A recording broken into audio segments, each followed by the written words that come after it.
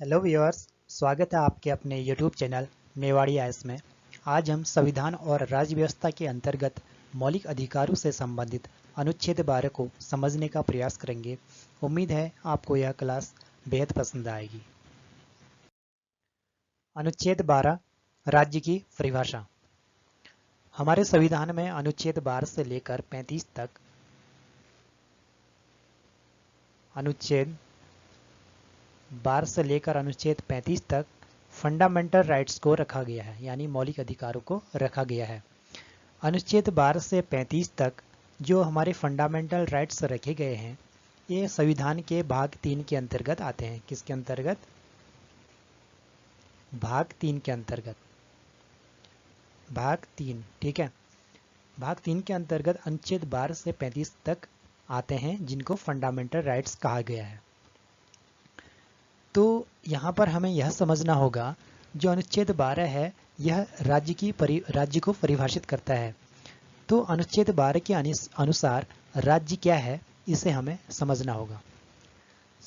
सर्वप्रथम हम राज्य की अगर बात करें, हम अगर राज्य की बात करें तो हमारे संविधान में राज्य को 3 रूपों में परिभाषित किया गया है। कितने रूप हैं राज्य के? 3 रूप, ठीक है। राज्य को 3 रूपों में परिभाषित किया गया है। एक, राज्य का तात्पर्य है देश, यानी कंट्री, देश के रूप में राज्य को माना गया है। दूसरा, प्रांत के रूप में, प्रांत को भी राज्य माना गया है। और तीसरा जो है हमारे संविधान में राज्य को परिभाषित करने में सरकारी तंत्र। अब अनुच्छेद 12 के अनुसार राज्य का कौन सा रूप यहाँ पर माना गया है? क्या अनुच्छेद 12 के अनुसार राज्य देश है, या अनुच्छेद 12 के अनुसार राज्य प्रांत है, या सरकारी तंत्र? देश से तात्पर्य अगर हम समझें तो जैसे भारत देश हो गया, इसे राज्य के नाम से भी जाना जाता है। जैसे अमेरिका हो गया, यूएसए, फ्रांस, जापान, रूस, चाइना आदि, इनको एक किसके रूप में देखा जाता है? राज्य के रूप में।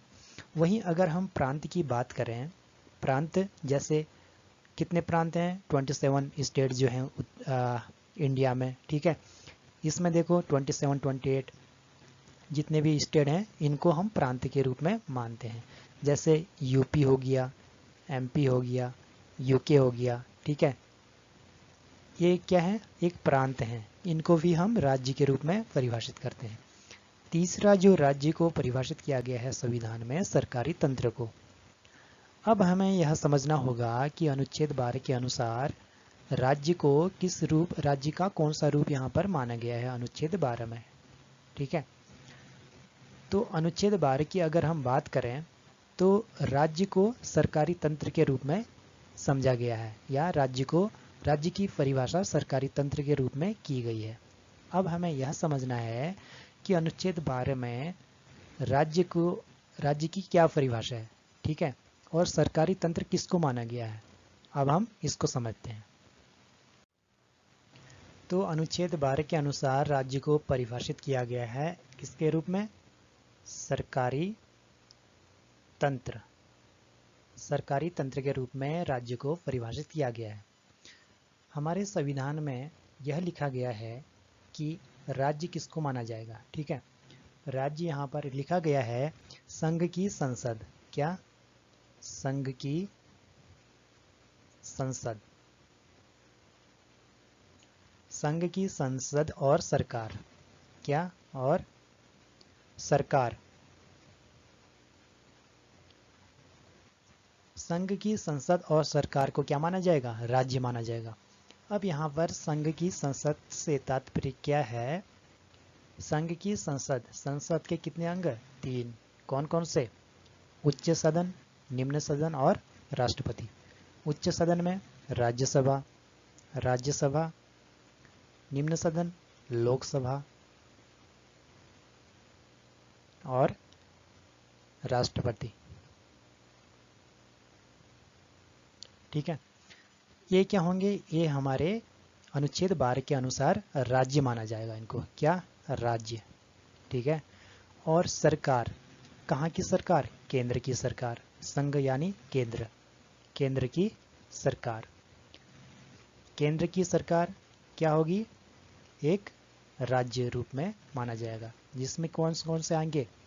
पीएम आ गए, ठीक है, और सचिव आ गए, ठीक, मंत्री आ गए आदि, आईएएस आईपीएस जो भी हैं, ये सभी किसके अंतर्गत आएंगे?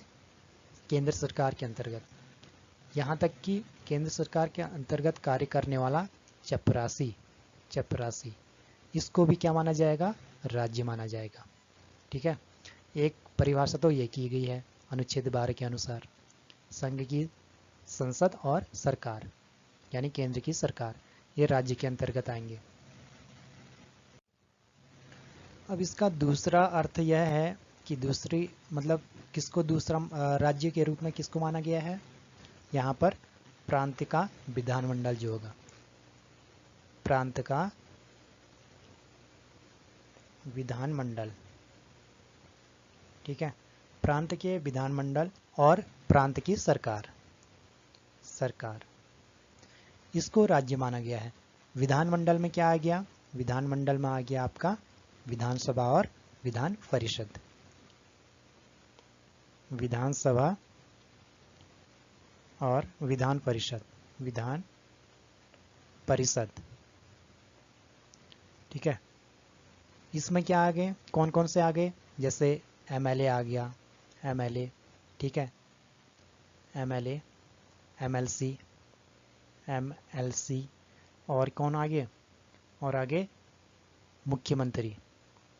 मुख्यमंत्री, सीएम आ गए, ठीक है, और पीसीएस अधिकारी आ गए आदि। और सरकार के अंतर्गत ये ठीक है, कोई भी कर्मचारी, सरकारी कर्मचारी जो राज्य के अंतर्गत आता है, यहाँ तक कि उदाहरण के रूप में हम चपरासी को भी मान सकते हैं। ये भी क्या आएगा? यह भी राज्य को परिभाषित करेंगे, यानी इनको राज्य माना जाएगा। कोई भी सरकारी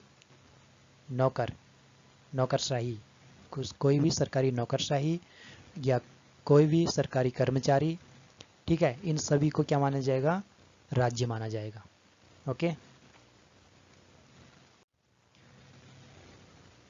तीसरे रूप में इसकी परिभाषा को क्या किया गया है?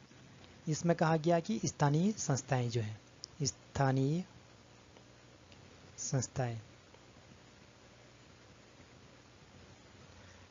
संस्थाएं, ठीक है, इसमें आ गया पंचायती राज, ठीक है, पंचायती राज इसके अंतर्गत आएंगे। नगर निगम, नगर पालिकाएं जो भी हैं, ये किसके अंतर्गत आएंगे? स्थानीय संस्थाओं के अंतर्गत। और प्राधिकारी जो भी हैं, अन्य प्राधिकारियों की बात करें हम, प्राधिकारी, ठीक है, प्राधिकारी जो सरकार की सत्ता का प्रयोग करते हैं उनको क्या कहा गया? प्राधिकारी। सरकार की सत्ता का प्रयोग, जैसे प्राधिकारियों में हम एसबीआई को मान सकते हैं, एसबीआई, ठीक है, स्टेट बैंक ऑफ इंडिया। इसका जो मैनेजर होगा, ठीक है, ये क्या होगा? ये राज्य माना जाएगा, इसको भी क्या माना जाएगा? राज्य। लेकिन अगर हम किसी प्राइवेट संस्था जैसे एयरटेल की बात करें या जियो की बात करें, ठीक है, रिलायंस की बात करें, तो मुकेश अंबानी, क्या उनको माना जाएगा राज्य? नहीं, उनको राज्य नहीं माना जाएगा। ठीक है, और क्या होगा समझ गए होंगे आप। ठीक है, लेकिन इसका एक इम्पोर्टेंट फैक्ट भी याद रखिएगा, जो न्यायालय होता है, कौन?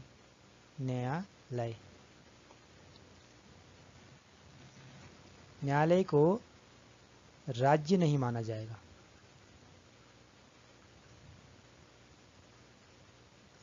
ठीक है, न्यायालय को राज्य नहीं माना जाएगा। किसके अनुसार? अनुच्छेद 12 के अनुसार। तो हमारा संविधान अनुच्छेद 12 को राज्य की परिभाषा घोषित करता है, और इसमें, ठीक है, राज्य को परिभाषित किया गया है कि संघ की सरकार और संसद, राज्य का विधानमंडल और वहाँ की सरकार, और प्राधिकारी अन्य स्थानीय संस्थाएं, इन सभी को क्या माना जाएगा, राज्य माना जाएगा, ये लिखा गया है। और इस राज्य का तात्पर्य कहाँ तक होगा, अनुच्छेद 35 तक। अनुच्छेद 35 तक, अनुच्छेद 12 से अनुच्छेद 35 तक जो भी अगर कहीं पर भी राज्य शब्द आता है तो उनका अर्थ इसी रूप में समझा जाएगा, जिनको हम आगे आने वाली क्लासेज में पढ़ेंगे। ठीक है, तो आज हमने सीखा कि अनुच्छेद 12 में लिखा क्या गया है, राज्य की परिभाषा, और राज्य किसको माना गया है हमने ये भी देख लिया। तो अब अगली क्लास में हम पढ़ेंगे अनुच्छेद 13 के बारे में। ठीक है, बहुत ही इम्पोर्टेंट अनुच्छेद है अनुच्छेद 13, तो उसे आप ज़रूर देखिएगा। ठीक है, तो दोस्तों आज के लिए इतना ही, धन्यवाद।